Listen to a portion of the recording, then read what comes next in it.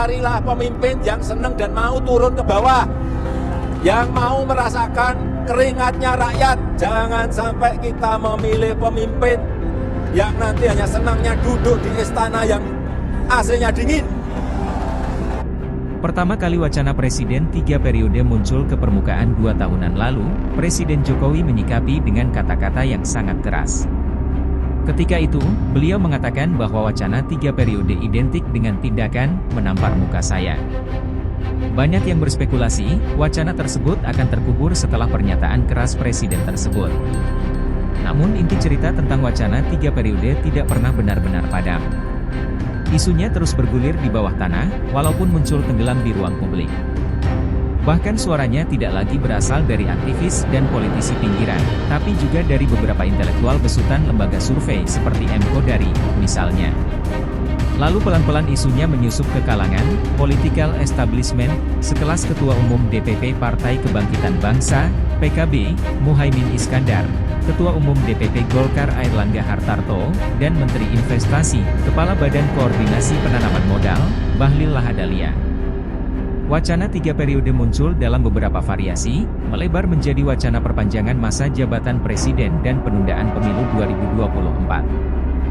Mahkamah Konstitusi, MK, memutuskan untuk menolak gugatan masa jabatan Presiden terkait Undang-Undang Nomor 7 Tahun 2017 tentang Pemilihan Umum, Pemilu, terhadap UUD 1945. Gugatan tersebut diajukan oleh Herifuddin Daulay yang perkaranya terregister dalam nomor 4 PU21 2023. Menolak permohonan pemohon untuk seluruhnya, kata Ketua-Ketua Majelis Hakim Anwar Usman saat membacakan amar putusan di MK, Jakarta Pusat Selasa, 28 Februari 2023, seperti dikutip dari Detik News. MK menyebut jika permohonan ini tidak jauh berbeda dengan putusan MK nomor 117 PU20 2022. Maka dari itu, MK menyatakan tidak atau belum memiliki alasan yang kuat untuk mengubah pendiriannya. Oleh karena itu, pertimbangan hukum dalam putusan Mahkamah Konstitusi nomor 117 PU20 2022 mutatis mutandis berlaku menjadi pertimbangan hukum dalam putusan akuo, ujar Hakim Anwar. Artinya, norma pasal 169 huruf N dan pasal 227 huruf I Juli 2017 adalah konstitusional, lanjutnya. Sekadar diketahui, pemohon Herifuddin Daulay merasa telah dirugikan hak konstitusionalnya akibat berlakunya norma pasal 7 UUD 1945 mengenai adanya pembatasan pribadi jabatan presiden hanya boleh mendaftar dan atau terpilih untuk dua kali masa jabatan.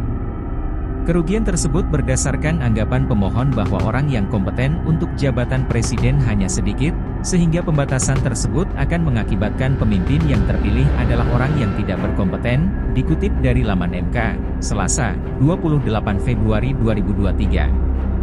Selanjutnya pemohon menilai bahwa terdapat kesalahan dalam teks pasal 7 UUD 1945 tentang jabatan presiden, baik kesalahan karena penulisan teks atau kesalahan dalam memahami teks. Kesalahan secara implisit mengandung makna, bila, yaitu terkandung makna, kondisional bersyarat. Kesalahan tersebut adalah karena teks tersebut mengambang dalam pengertiannya, ucap pemohon. Dengan makna, kondisional bersyarat, tersebut maka diperlukan peraturan tambahan untuk menguatkan maksud dari norma dimaksud, sehingga secara keseluruhan makna utuh dari pasal 7 UUD 1945 adalah hanya diutamakan untuk ditetapkan dua kali masa periode dan jika diinginkan, melalui pembiaran atau keputusan peradilan konstitusi yaitu oleh Mahkamah Konstitusi.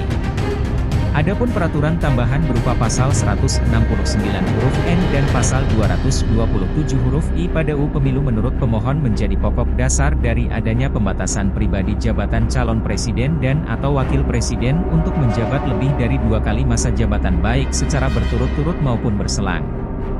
Pemohon berpendapat bahwa pembatasan jabatan presiden justru lebih besar mudarat ketimbang manfaatnya sehingga norma yang mengatur pembatasan jabatan presiden dan wakil presiden yang hanya 2 kali masa jabatan harus dihapus. Dalam petitumnya, pemohon meminta agar Mahkamah mengabulkan permohonan untuk menyatakan pasal 169 huruf N dan pasal 227 huruf IU Pemilu bertentangan dengan UUD 1945 dan tidak mempunyai kekuatan hukum mengikat.